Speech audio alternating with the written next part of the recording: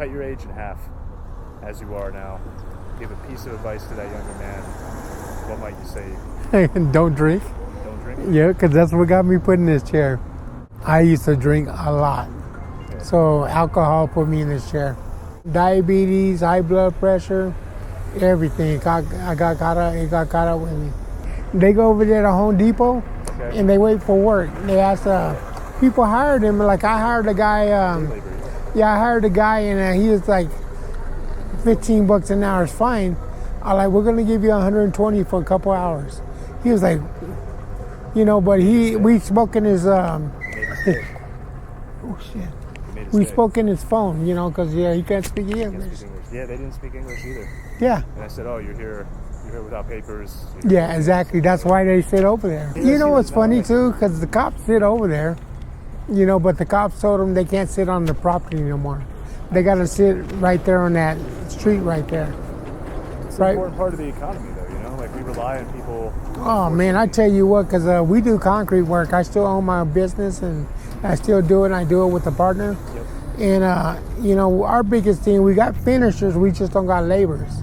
Oh, I see. And, that's the hardest part is hiring right now. Americans to do labor work, they won't do it. And you could pay them $200 a day, and they won't do it. When I first started my concrete business, a lot of guys come out from Mexico, and they asked me, hey, can I have my cousin come out and work? Yep. Hell yeah, bring them out.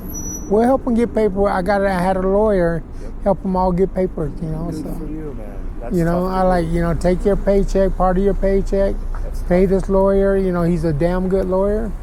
You'll be good to go. Is this what's that called, a safe haven where the INS cannot come in and... Oh, they can.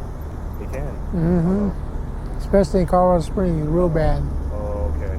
Yeah, they you just got to be careful. Just got to be smart. Yeah. You can get away paying them cash or whatever, but, you got to have your employees that you have a payroll too. Oh, yeah. Well, there's ways around that too. But, yeah, there is. I won't. I started when I was 19 with a car wash business with a guy that owned an oil change company. Okay. So I did car washes at the end of his garages. Wow. Then after that, I went to garage doors. Did that for like about 4 years. Then when I was 27, I started doing concrete. Okay. Yeah, a guy asked me, I have the money.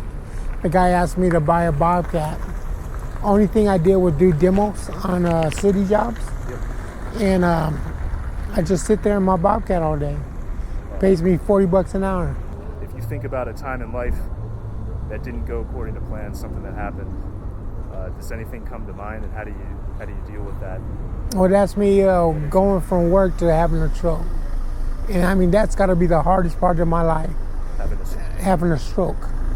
And how do you go from making $10,000, $15,000 a week to nothing and sitting on your ass in a wheelchair the whole time?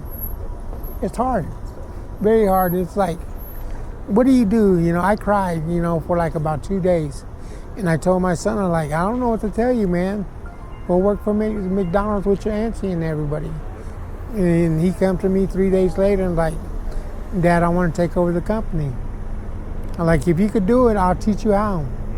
You already know how to do the work. I could teach you how to do bids. But it was funny because the youngest one did all the bids. And he didn't know nothing about it. A salesman? He's a salesman. He could talk to people. That's a good thing. Oh, yeah. Skill. That's why, they're trying to make him a manager out there in Tampa. He's doing better for himself financially? Oh, that kid. He lives right down here in these new houses. All right. He's doing real good. You got to see the truck he's driving. Oh, man. Unbelievable, man. Young man, too. He's 26. 26. Well, he's doing well for himself. Doing very well. Good mentorship, I'm sure. Oh, yeah. If you could, I guess just one more question on that. What's something you learned about maybe getting through this situation that you have to deal with? Was there any kind of advice you could give to someone else just going into that situation? Keep going. Keep pushing. You know what? A wheelchair or being disabled, you can still do everything that you used to do other than doing the work. You can still, that's what everybody looks at me like, well, how do you still do work? I like computer. I can still read blueprints. I can still read. I can still talk. a little slurry, but it's not as clear, but I can still work. It's a new day and age. And the good thing about it, a lot of people know me. So that's one thing. I had a good name out there when I was working, and my name's still out there. So Appreciate that. I do not regret nothing.